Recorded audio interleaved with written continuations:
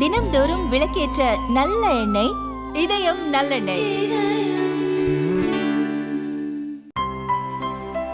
இனிமே கண்ணை மூடிட்டு கடலை எண்ணெய் வாங்கலாம். ஏன்னா மந்த்ரா கடலை எண்ணெய் இதயத்தின் தயாரிப்பு. வணக்கம். செய்திச் சுருக்கம். தென் மாவட்ட விவசாயிகளுக்கு 208 கோடியே 20 லட்சம் நிவாரணம் அறிவிப்பு.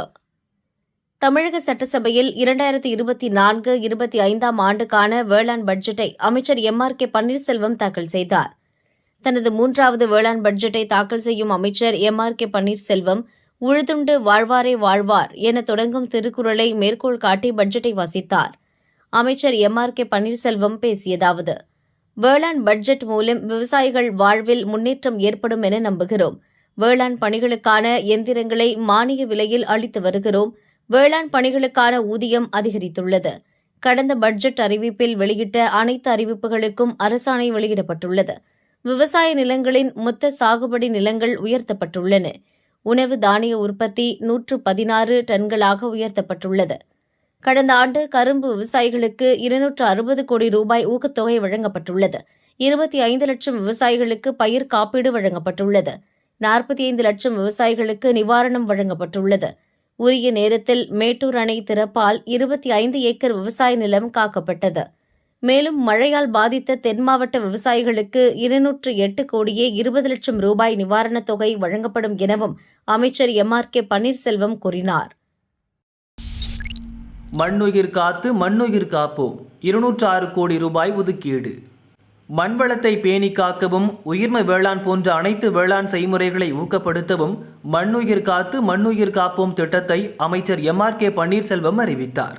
இதற்காக ஆண்டுக்கு மொத்தம் 206 கோடி ரூபாய் ஒதுக்கீடு செய்யப்படும் எனவும் தெரிவித்தார். அமைச்சர் பேசியதாவது: 2024-25 ஆண்டில் 2 லட்சம் ஏக்கரில் பசுந்தாள் உரம் பயிரிட 20 கோடி ரூபாய் நிதி ஒதுக்கீடு செய்யப்படும். இதனால் தமிழ்நாட்டில் உள்ள 2 லட்சம் விவசாயிகள் பயனடைவர். 2 லட்சம் விவசாயிகளுக்கு 10 லட்சம் ஏக்கரில் பயிரிடுவதற்காக 5 லட்சம் லிட்டர் உயிர் உரங்கள் 7 கோடியே 50 லட்சம் ரூபாய் ஒதுக்கீட்டில் வழங்கப்படும். பசுந்தாள் உரம் பயிரிட 20 கோடி ரூபாய் ஒதுக்கீடு செய்யப்படும். இதனால் 2 லட்சம் விவசாயிகள் பயனடைவார்கள். 14,000 ஒருங்கிணைந்த பண்ணைய தொகுப்புகள் அமைத்திட ரூபாய் 42 கோடி நிதி ஒதுக்கீடு செய்யப்படும். காலநிலை மாற்றத்தினால் பாதிக்கப்படாத சிறப்பு வேளாண் கிராமங்களை உருவாக்க மற்றும் பரவலாக்க ரூபாய் 1.48 கோடி நிதி ஒதுக்கீடு செய்யப்படும். மானாவாரி நிலங்களில் உற்பத்தி ஊக்குவிப்பு திட்டம் மூலம் சிறுதானியங்கள், பயிறு வகைகள், எண்ணெய் வித்துக்கள் பயிரிட ரூபாய் 36 கோடி நிதி ஒதுக்கீடு செய்யப்படும். வயல் சூழல் ஆய்வு மூலம் நெற்பயிரில் ரசாயன மருந்துகளை குறைத்தல் நடவடிக்கை எடுக்கப்படும். ரசாயன உரங்கள் பயன்பாட்டினை குறைக்க மண்வள அட்டை வழங்குதல், ஒருங்கிணைந்த உர மேலாண்மை செய்யப்படும் என அமைச்சர் MRK பன்னீர்செல்வம் அறிவித்தார். ஒரு கிராமம் ஒரு பயிர் திட்டம் 15,280 கிராமங்களில் அறிமுகம். ஒரு கிராமம் ஒரு பயிர் திட்டம் தமிழகத்தில் உள்ள 15,280 வருவாய் கிராமங்களில் செயல்படுத்தப்படும் என வேளாண் பட்ஜெட்டில் அமைச்சர் MRK பன்னீர்செல்வம் அறிவித்தார். இதன் மூலம் விதைப்பு முதல் அறுவடை வரை அனைத்து தொழில்நுட்பங்கள் குறித்த செயல் விளக்கங்கள் அளிக்கப்பட்டு மகசூல் அதிகரிக்கப்படும் எனவும் கூறினார். 14,000 ஒருங்கிணைந்த பண்ணை தொகுப்புகள் அமைத்திட ரூபாய் 42 கோடி நிதி ஒதுக்கீடு செய்யப்படுகிறது. துவரை சாகுபடியை 50,000 ஏக்கர் பரப்பில் செயல்படுத்த 17 கோடியே 50 லட்சம் ரூபாய் ஒதுக்கீடு செய்யப்படுகிறது. சூரியகாந்தி உட்பட எண்ணெய் வித்துக்கள் பயிர் சாகுபடிக்காக 45 கோடி ரூபாய் ஒதுக்கீடு செய்யப்படுகிறது. நிரந்தர பூச்சி கண்காணிப்பு திரள்களும் அமைக்கப்படும். ஊட்டச்சத்து மிகுந்த சிறுதானியங்களில் உற்பத்தி மற்றும் சாகுபடி திறனை அதிகரிக்க 65 கோடியே 30 லட்சம் ரூபாய் ஒதுக்கீடு செய்யப்படுகிறது. சிறுதானியங்கள், பயிறு வகைகள், எண்ணெய் வித்துக்கள் பயிரிட 36 கோடி ரூபாய் ஒதுக்கீடு செய்யப்படுகிறது. தமிழகத்தில் காலநிலை மாற்றத்தினால் பாதிக்கப்படாத சிறப்பு வேளாண் கிராமங்களை உருவாக்க 1,48 லட்சம் ரூபாய் ஒதுக்கீடு செய்யப்படுகிறது எனவும் அமைச்சர் MRK பன்னீர்செல்வம் கூறினார். 177 சமூக ஊடக கணக்குகளை முடக்கியது மத்திய அரசு. விவசாய விளைபொருட்களுக்கு சட்ட ரீதியான குறைந்தபட்ச ஆதார விலை, கடன் தள்ளுபடி உள்ளிட்ட கோரிக்கைகளை வலியுறுத்தி பஞ்சாப், ஹரியானா, உத்தரப்பிரதேச மாநில விவசாயிகள் டெல்லியை முற்றுகையிடும் போராட்டத்தை துவக்கியுள்ளனர். இந்த விவகாரத்தில் மத்திய அரசு விவசாயிகளுடன் நடத்திய பேச்சில் முன்னேற்றம் ஏற்படவில்லை. நாளை டெல்லி நோக்கி பேரணி துவக்க உள்ளதாக விவசாய அமைப்புகள் அறிவித்துள்ளன. இந்நிலையில் விவசாயிகள் போராட்டம் தொடர்பாக பதிவிட்ட 42 எக்ஸ் சமூக வலைதள கணக்குகள், 35 ஃபேஸ்புக் கணக்குகள், 14 இன்ஸ்டாகிராம் கணக்குகள் உள்பட 177 சமூக ஊடக கணக்குகள் முடக்கப்பட்டுள்ளது. பொது ஒழுங்கை பராமரிக்க இந்த நடவடிக்கை எடுக்கப்பட்டுள்ளதாக மத்திய தகவல் தொழில்நுட்ப அமைச்சகம் விளக்கமளித்துள்ளது. திமுக மனிதநேய மக்கள் கட்சியினர் மோதலால் கொடுங்கையூரில் பரபரப்பு.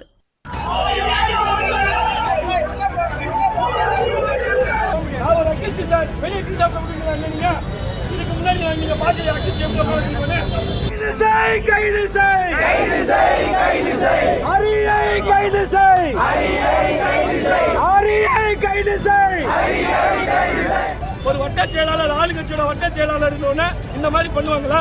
நீங்க சொல்லுங்க. பாதிக்கப்பட்டவங்களுக்கு நியாயம் கிடைக்காதா சார்? எங்க நாங்க இந்தியாவில தானே சார் இருக்கோம். RSS பிஜேபி காரன் கூட நேரடியா சண்டை போட மாட்டேங்கிறான். தீவிரவாதி பயங்கரவாதி சொல்ல மாட்டேங்கிறான். இஸ்லாமியர்களுடைய பாதுகாவலர் சொல்லக்கூடிய திமுகவுடைய வட்ட செயலாளர் தான் இஸ்லாமிய பயங்கரவாதி, துலுக்க தீவிரவாதி சொல்றார் சார். சென்னை கொடுங்கையூர் ஏற்கஞ்சேரி பகுதியில் திமுகவைச் சேர்ந்த 2 பெண்கள் அரசின் நலத்திட்ட உதவி பெறும் படிவத்தை வழங்கினர். அதை பூர்த்தி செய்யும் போது மனிதநேய மக்கள் கட்சியைச் சேர்ந்த அஸ்லாம் என்பவர் பிரச்சினை செய்து படிவத்தை கிழித்ததாக கூறப்படுகிறது. இதுகுறித்து கேட்க திமுக 35வது வட்ட செயலாளர் ஹரிதாஸ் கட்சியினருடன் அஸ்லாம் வீட்டுக்கு சென்றுள்ளார். அப்போது இருதரப்புக்கும் இடையே வாக்குவாதம் ஏற்பட்டு கைகலப்பில் முடிந்தது. காயமடைந்த அஸ்லாம், ஹரிதாஸ் ஹாஸ்பிட்டலில் சிகிச்சை பெற்று வருகின்றனர்.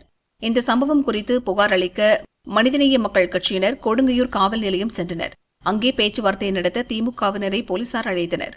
திமுகவினர் அங்கு சென்றபோது போலீசார் முன்னிலையிலேயே இருதரப்பினரும் வாக்குவாதத்தில் ஈடுபட்டனர்.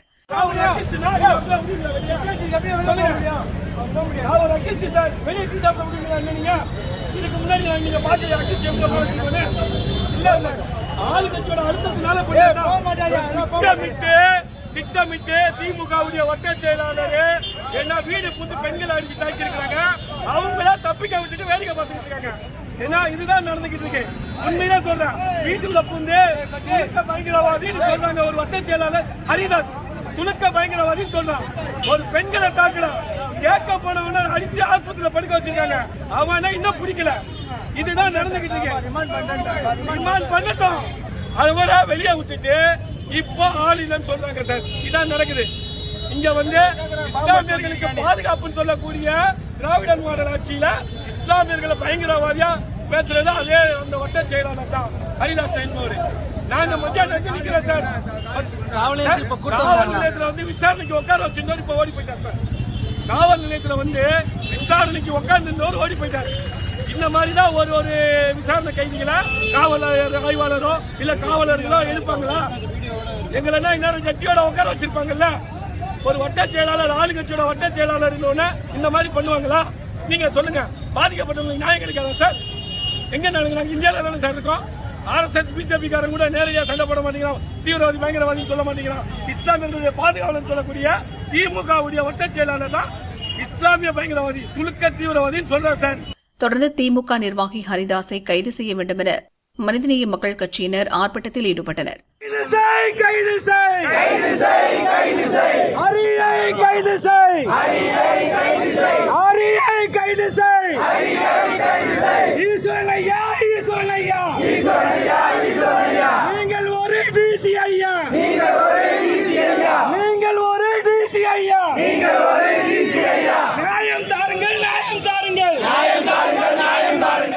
அஸ்லாம் அளித்த புகாரின் பேரில் ஹரிதாஸ் மீது கைகளால் தாக்குதல், தகாத வார்த்தைகளால் திட்டுதல் உள்ளிட்ட 4 பிரிவுகளில் வழக்கு பதியப்பட்டது.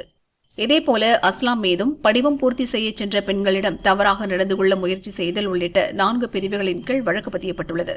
இந்த சம்பவம் குறித்து போலீசார் விசாரணை நடத்தி வருகின்றனர். திமுக மனிதநேய மக்கள் கட்சியினரிடையே நடந்த பிரச்சினையால் கொடுங்கையூர் பகுதியில் பரபரப்பு நிலவியது. 3 இடத்தை தவிர எங்கேயும் ஏற்றி இறக்கக்கூடாது. போக்குவரத்து கழகம் வெளியிட்ட செய்திக்குறிப்பில் கூறப்பட்டுள்ளதாவது: தெற்கு நோக்கி செல்லும் அனைத்து ஆம்னி பஸ்களும் சென்னை புறவழிச்சாலையில் போரூர் சுங்கச்சாவடி, சூரப்பட்டு சுங்கச்சாவடி மற்றும் கிளாம்பாக்கம் பஸ் ஸ்டாண்ட் ஆகிய 3 இடங்களை தவிர வேறு எந்த இடத்திலும் பயணியரை ஏற்றி இறக்கக்கூடாது என சென்னை உயர்நீதிமன்றத்தில் கடந்த 9ஆம் தேதி இடைக்கால உத்தரவு பிறப்பிக்கப்பட்டது. இந்த உத்தரவை எதிர்த்தும் போக்குவரத்து ஆணையர் பிறப்பித்த 2 ஆணைகளை எதிர்த்தும் ஆம்னி பஸ் உரிமையாளர்கள் உச்சநீதிமன்றத்தில் தொடர்ந்த வழக்கு நேற்று தள்ளுபடி செய்யப்பட்டது. இதன்படி சென்னையிலிருந்து தெற்கு நோக்கி செல்லும் பஸ்கள் 3 இடங்களை தவிர வேறு எங்கும் பயணியரை ஏற்றி இறக்கக்கூடாது என அறிவிக்கப்படுகிறது. இதை மீறி வேறு இடங்களில் பயணியரை ஏற்றி இறக்குவது கண்டறியப்பட்டால் தொடர்புடைய ஆம்னி பஸ் மீது கடுமையான நடவடிக்கை எடுக்கப்படும். நீதிமன்ற அவமதிப்பு வழக்கும் தொடரப்படும் என எச்சரிக்கப்படுகிறது. தங்களது பயணச்சீட்டு முன்பதிவு மென்பொருளிலும் ரெட் பஸ், அபிபஸ் உள்ளிட்ட செயலிகளிலும் மக்களை குழப்பும் வகையில் பதிவிடக்கூடாது. இதை மீறி செயல்படும் ஆம்னி பஸ் உரிமையாளர்களால் மக்களுக்கு ஏற்படும் சிரமங்களுக்கு அவர்களே முழு பொறுப்பு ஏற்க வேண்டும் என்றும் செய்திக்குறிப்பில் கூறப்பட்டுள்ளது. செல்வ பெருந்தகை நியமனத்தை விமர்சிக்கும் விடுதலை சிறுத்தைகள். தமிழக காங்கிரஸ் கமிட்டி தலைவராக இருந்த அழகிரி மாற்றப்பட்டுள்ளார். அவருடைய இடத்துக்கு சட்டசபை காங்கிரஸ் தலைவராக இருந்த செல்வ பெருந்தகை நியமிக்கப்பட்டுள்ளார். இது காங்கிரஸில் இருக்கும் கோஷ்டி தலைவர்களுக்கு குமுறலை ஏற்படுத்தியிருக்கிறது. கூட்டணி கட்சியாக இருக்கும் விடுதலை சிறுத்தைகள் கட்சியில் இருப்போருக்கு கடும் எரிச்சலை ஏற்படுத்தி இருப்பதாக காங்கிரஸ் கட்சியினர் கூறுகின்றனர். காரணம், விசியின் தலைவர் திருமாவளவனோடு நெருக்கமாக இருந்து அக்கட்சியின் துணை பொதுச் செயலர் பதவியிலும் இருந்தவர் செல்வ பெருந்தகை. திருமாவளவன் மங்களூர் தொகுதியில் போட்டியிட்டு சட்டசபை உறுப்பினரானார். பின் பதவியை ராஜினாமா செய்தார். அதனால் அங்கு நடந்த இடைத்தேர்தலில் விசி சார்பில் செல்வ பெருந்தகை வேட்பாளராக்கப்பட்டார். தேர்தலில் வெற்றி பெற்று எம்எல்ஏவாகவும் ஆனார். ஆனால் கொஞ்ச காலத்துக்கு பின் அக்கட்சியிலிருந்து விலகி காங்கிரஸ் எம்பியான சிதம்பரத்தோடு கைகோர்த்தார். பின் காங்கிரஸில் இணைந்தார். அவர் காங்கிரஸில் இணைந்து விட்டாலும் செல்வ பெருந்தகை மீதான எதிர்ப்பு விசிக்கள் மத்தியில் தொடர்ந்தது. இந்நிலையில் அவர் தமிழக காங்கிரஸ் கமிட்டி தலைவராக நியமிக்கப்பட்டுவிட விசிக்களுக்கு பிடிக்கவில்லை. கூட்டணி கட்சியாக இருந்தாலும் காங்கிரஸ் தலைமை மீது விசிக்கள் கடும் அதிருப்தி அடைந்துள்ளனர். விசி துணை பொதுச் செயலர் வன்னி அரசு செல்வ பெருந்தகையை மாநில தலைவராக்கிய காங்கிரஸை கடுமையாக விமர்சித்து கட்சியின் கருத்து போல சமூக வலைதளத்தில் பதிவிட்டுள்ளார். திமுக கூட்டணிக்குள் இருக்கும் இவ்விரு கட்சிகளும் இப்படி திடீர் மோதலை துவக்கி இருப்பது கூட்டணிக்குள் குழப்பத்தை ஏற்படுத்தியுள்ளது. வெட்டிவேர் சப்பரத்தில் எழுந்தருளிய சண்முகர். திருச்செந்தூர் சுப்பிரமணிய சாமி கோயிலில் மாசி திருவிழா கோலாகலமாக நடந்து வருகிறது. ஒவ்வொரு நாளும் உற்சவர்கள் வெவ்வேறு அலங்கார சப்பரத்தில் எழுந்தருளி காட்சியளித்து வருகின்றனர். 7ஆம் நாளான இன்று அதிகாலை 1 மணிக்கு நடை திறக்கப்பட்டு காலை 5:30க்கு உருகு சட்டு சேவை நடந்தது. தொடர்ந்து சண்முகர் வள்ளி தெய்வானையுடன் குளிர்ச்சி தரும் வெட்டிவேர் சப்பரத்தில் எழுந்தருளினார். சிறப்பு தீபாராதனை காண்பிக்கப்பட்டது. ஆயிரக்கணக்கான பக்தர்கள் அரோகரா அரோகரா கோஷமிட்டு சண்முகரை வழிபட்டனர்.